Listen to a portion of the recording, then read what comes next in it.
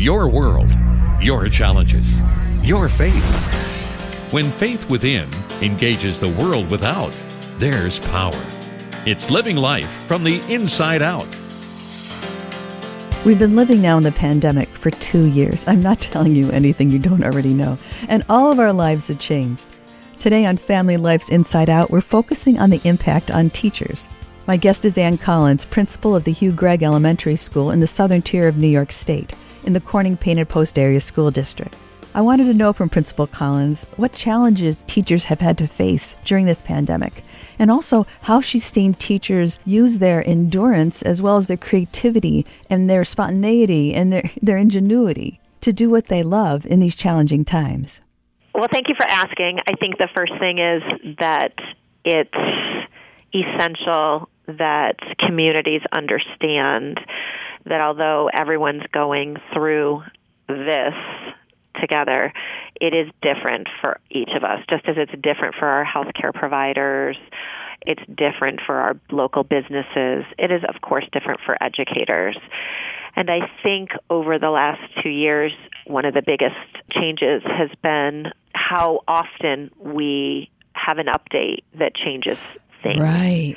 And it started with that first initial March call of we're going to, shut schools down for just a couple of weeks, that became much longer than a couple of weeks. We never came back.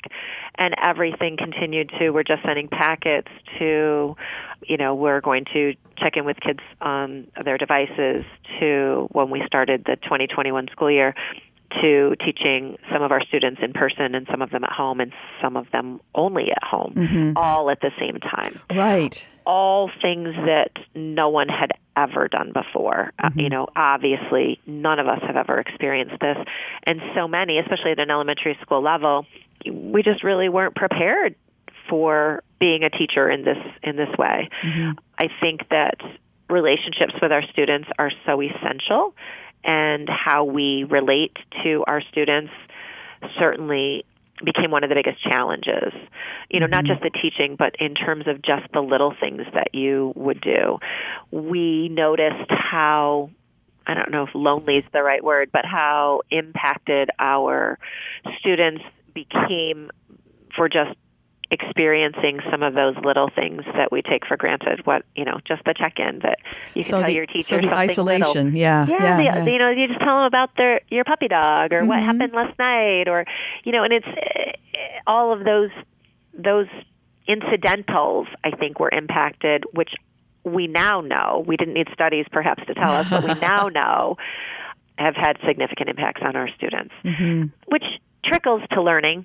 I believe that we have sort of renegotiated some priorities for our students. We know that learning took a huge hit. We know that we can't compare students from 2 years ago in second grade to the students in second grade now. Sure. What they have experienced is non-comparable. You can't say that they are the same, and they have a different set of knowledge. They have different skills.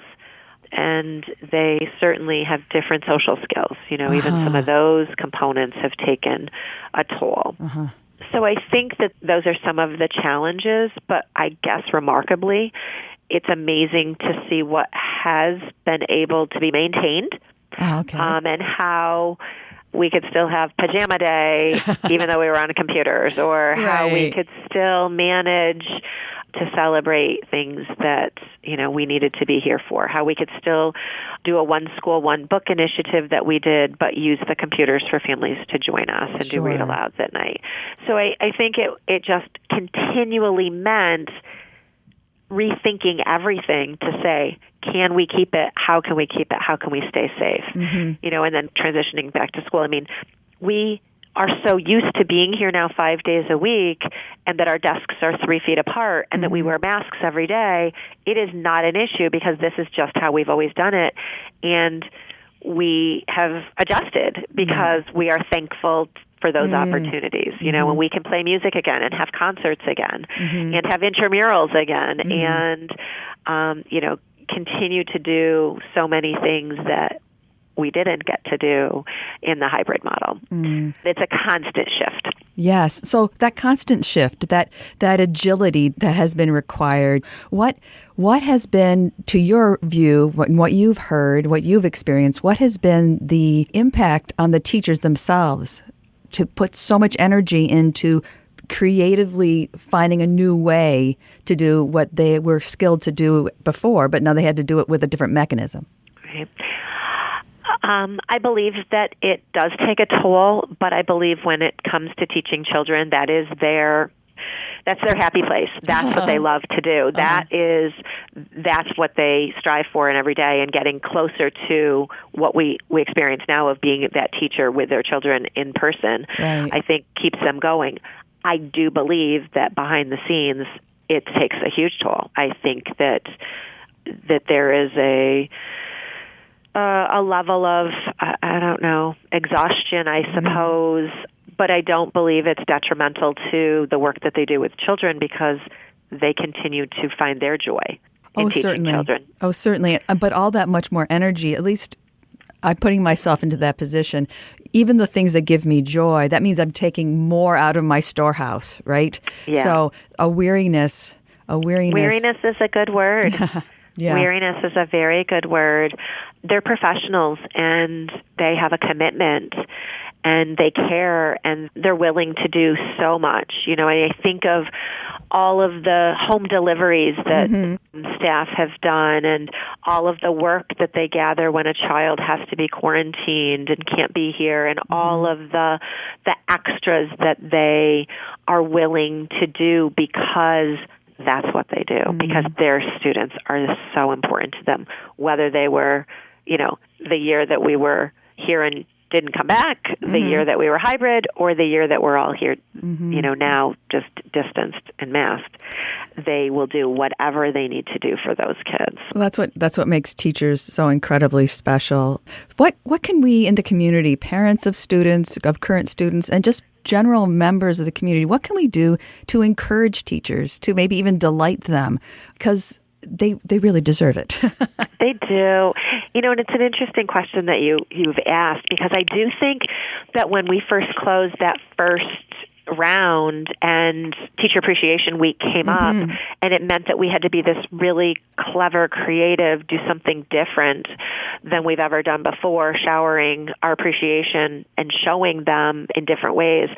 I think kind of keeping some of that still out there is important. I find that parents are very gracious and very thankful. I have seen attendance actually is actually, when kids can be here, they're here, because I think parents understand that. They want their children here. You never know what's going to happen tomorrow. Right. But I think just those small, it's kind of what we've done with the healthcare workers, I guess. The thank you signs, and we don't need a parade, we don't need those, but certainly some acknowledgement that they serve a very big role in our community. It is not just assigning lessons on a computer, for sure. Oh, yes. And that it has been challenging to shift. I think the mandates that continue to change at the federal and state level, it's not the teachers, it's not them. We're responding to them.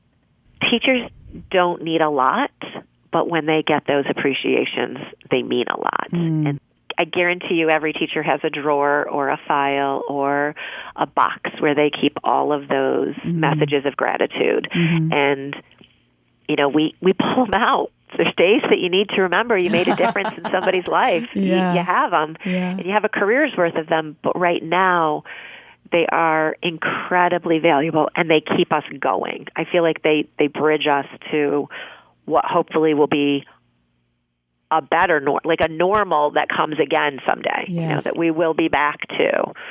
Yes. So just a regular note. I mean, send dozens of cookies to the local elementary school, or a handwritten note. Is that what we're talking about? Balloons? Any of those things are appreciated, but really just acknowledging. Like, it could be just a post on Facebook that's posted by a non-educator to say thank you. It could be the balloons. It could be the cookies, but it doesn't have to be anything more than just that note that you send to someone that says, we notice and we appreciate you. And it's not easy. Yes. Thank you. Thank you very much, Principal Ann Collins, Principal of the Hugh Gregg Elementary School in the Corning Painted Post School District. Thank you for your time, and thank you for your enthusiasm and this insight into what teachers' lives have been like. I'm Martha Manikas Foster saying, send a teacher a note, maybe a bouquet of balloons. Let them know that they're working hard and doing a great job. Thanks for listening to Inside Out on Family Life.